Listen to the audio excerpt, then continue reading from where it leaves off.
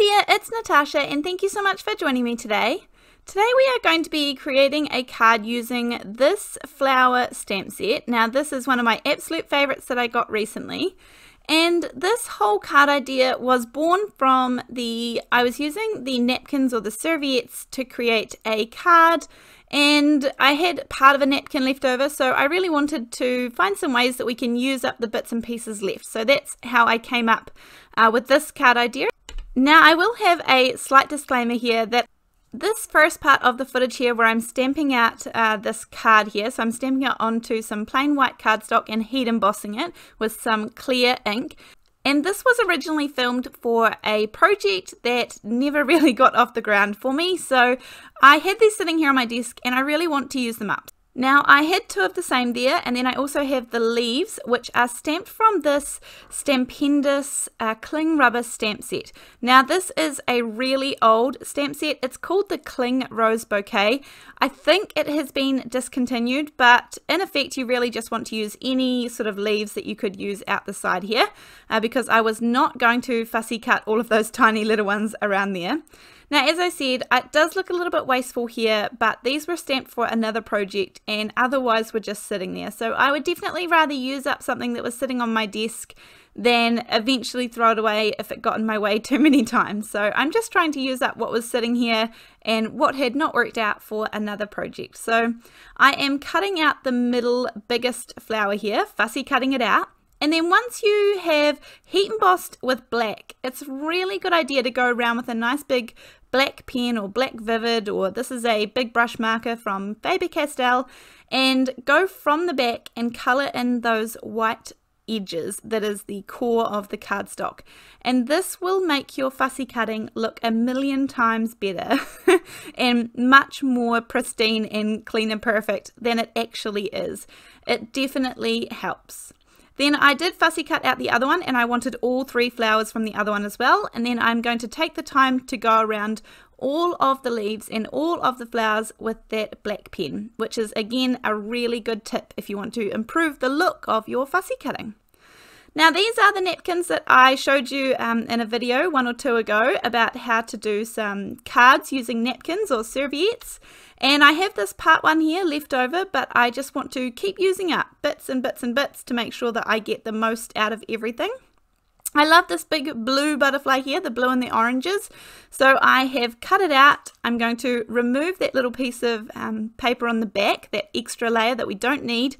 And then last time I used some matte medium to glue these on, but today I'm going to show you that a glue stick works just as well. So I'm just using a plain cheap glue stick.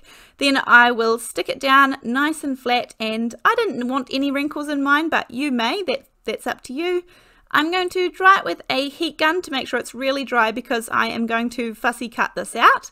I will just quickly mention here that in 1 or 2 videos time I also have a video coming out showing you what you can do with that backing paper, the other layers of serviettes or napkins when you do this technique, because technically when you do this technique using serviettes or napkins on card fronts, you have to take off those backing layers, and I didn't want them to go to waste, so I have another video for you showing that.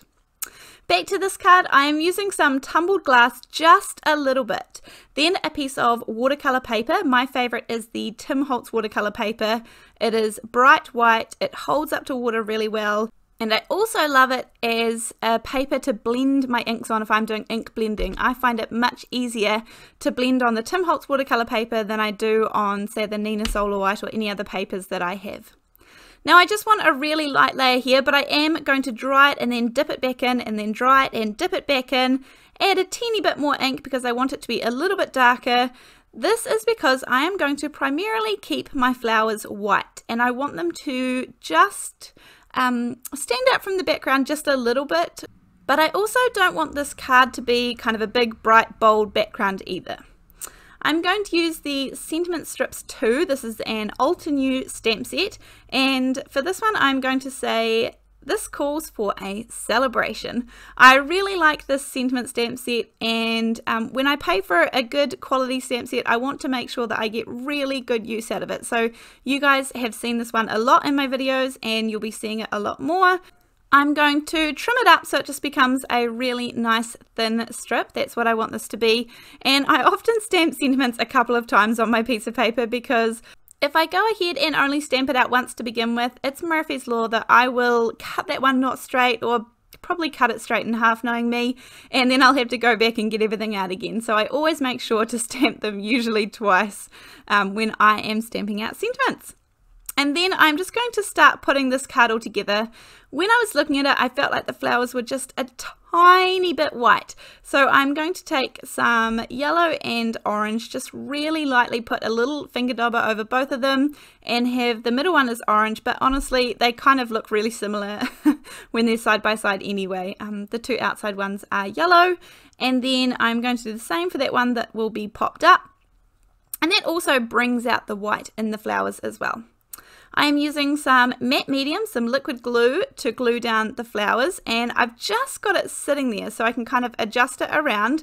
I don't push everything down and make sure it's sitting perfectly. I'm leaving all of my leaves white for this as well. That's what I wanted to do today. And I am just adjusting some of my die cuts to suit me, how I want them to go. That's really important with our die cuts and our stamps. You definitely should use them in as many ways as possible.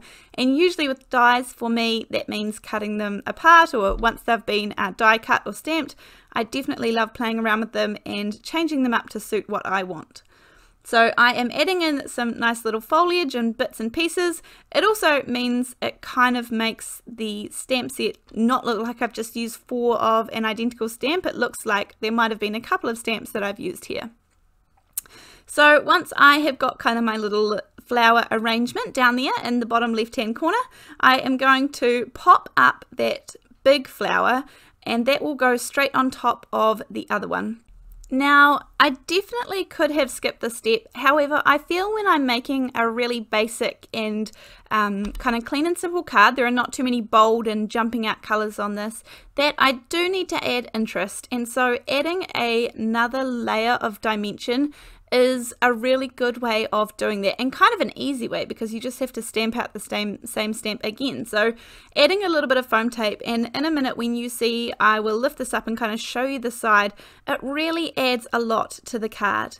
I have found when people are using my cards that some people, even for birthday celebrations and things, they really like big, bright, bold cards, and then others I've found, depending on who they are giving it to, they just want something a little calmer. So that is where I am heading today with this card. You can see my beautiful big butterfly there. I've just attached him on with some liquid glue as well.